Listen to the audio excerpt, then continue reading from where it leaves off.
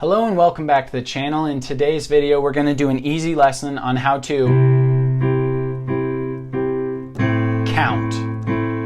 So music gets divided into beats and measures,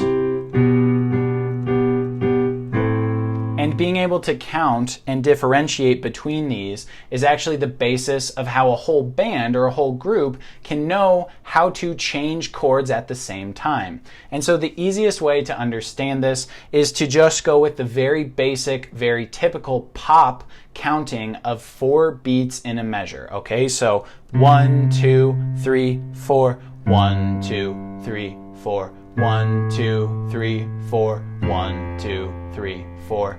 And I'm going to be doing kind of throughout this video the basic key of C, which we talked about in video 2, and the 1, 5, 6, 4 progression,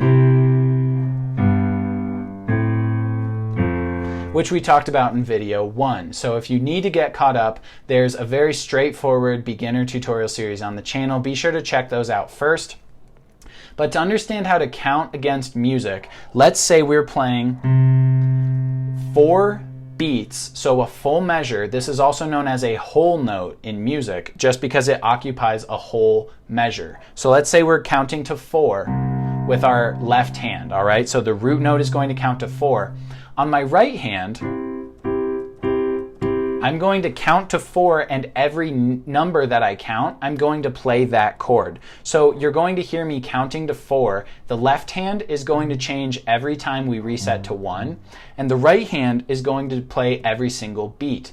Okay, this is my right hand playing what's called a quarter note, while my left hand plays what's called a whole note. So 1, 2, 3, 4, 1, 2, 3, 4, 1, 2, 3, 4, 1, 2, 3, 4, 1, 2, 3, 4, 1, 2, 3, 4, 1, 2, 3, 4, 1, 2, 3, 4, 1. And it's really important that you kind of get this mental metronome playing in your head. And actually, if a mental metronome is too hard for you, you can get a physical metronome or even a metronome app. Maybe you've got a cool keyboard or an old school metronome, and you can literally turn it on. 2, 3, 4. 1, 2, 3, 4. 1, 2, 3, 4. 1, 2, 3, 4. 1, 2, 3, 4. 1. You may have even heard that the drummer or the bassist in a band can sort of be thought of as the heartbeat or the metronome of the band, because essentially the drummer's whole job when he's doing is to sort of keep the band on these counts of 4, this 1, 2, 3, 4 progression. And a lot of the times, you know, obviously rock music goes a lot faster than. So a lot of the times you're actually dividing things into smaller segments than ones, okay? So right here we were playing whole notes with the left hand and quarter notes with the right hand.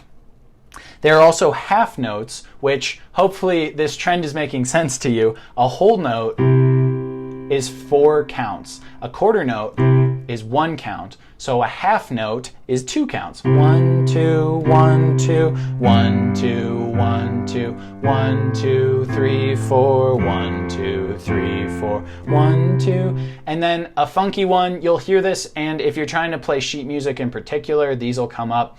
Dotted quarter notes are 1.5 beats, and then dotted half notes are 3 beats. So essentially when you add a dot to a note, it adds half of that note's length. I'm not going to get too music theory here. My whole point in these videos is that you spend more time playing than learning music theory, but I want you to be aware that if you see a dot next to a note, whether it's a quarter note or a half note, you have to add half of the value of that bass note to play it the correct length.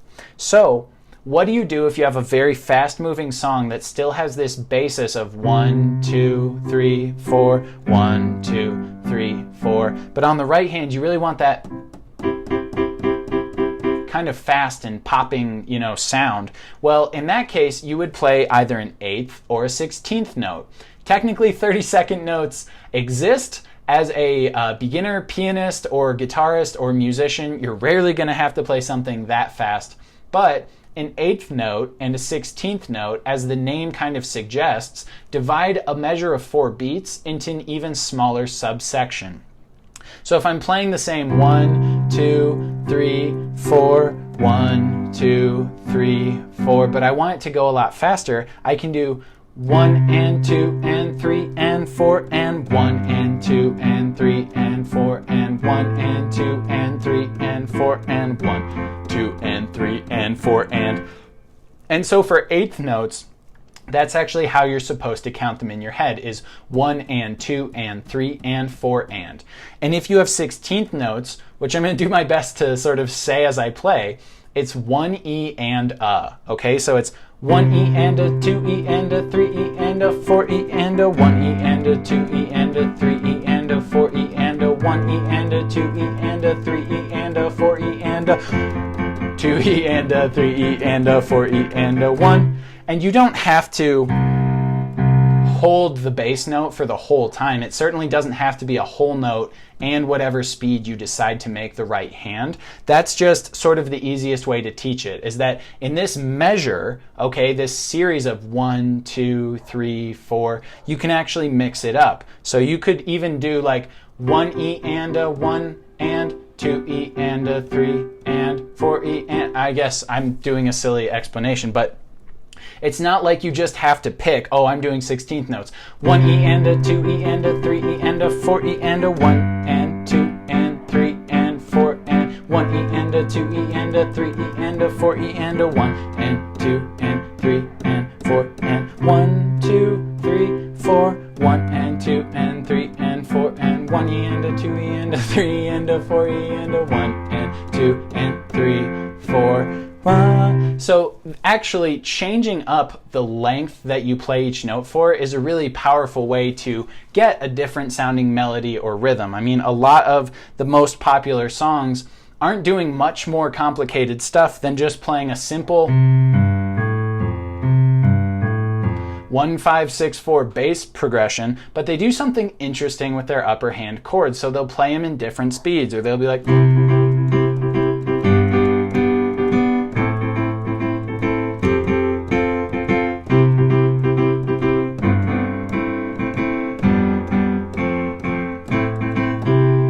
so it's not like you have to play just one chord over its respective bass note.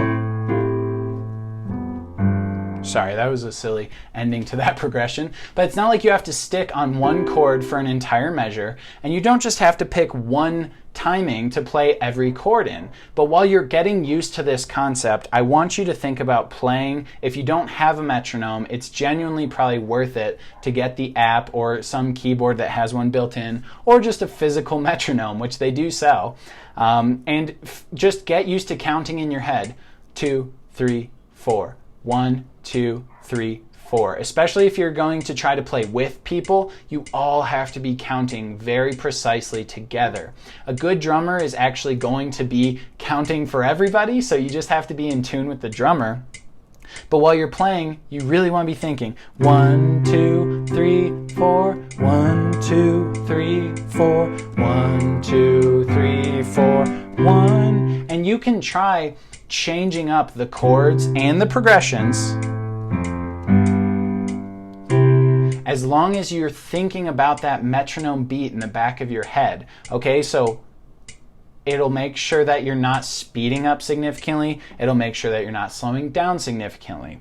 You want to, in most pop music and most popular piano music, you want to try to change right when a measure changes. So 1, 2, 3, 4, 1, 2, 3, 4, 1, 2, 3, 4, 1, 2, 3, 4, 1. It's very common to change chords at other times, but you can get through a lot of songs just by changing when measures change.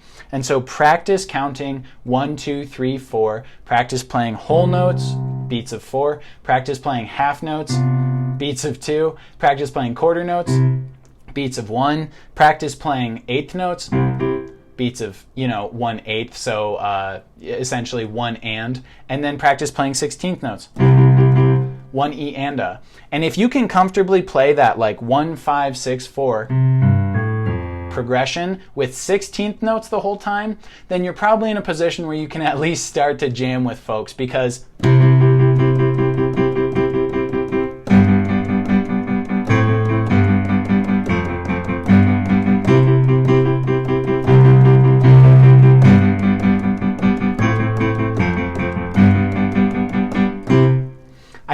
I don't know if this was ever genuinely said, but when you get comfortable playing at higher speeds and that internal metronome is counting and you're just sort of so muscle memory built in that you can count at fast speeds, you're sort of ready to create music. You certainly can impress someone who knows nothing about piano, because just by playing some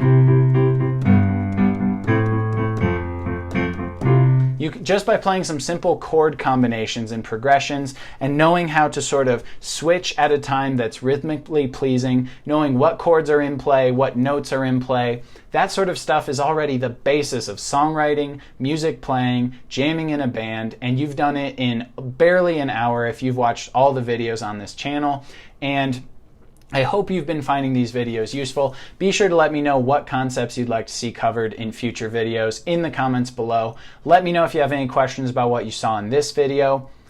Be sure to subscribe to the channel, leave a like on the video. It helps me grow the channel a lot. And thanks for watching. Until next time, bye.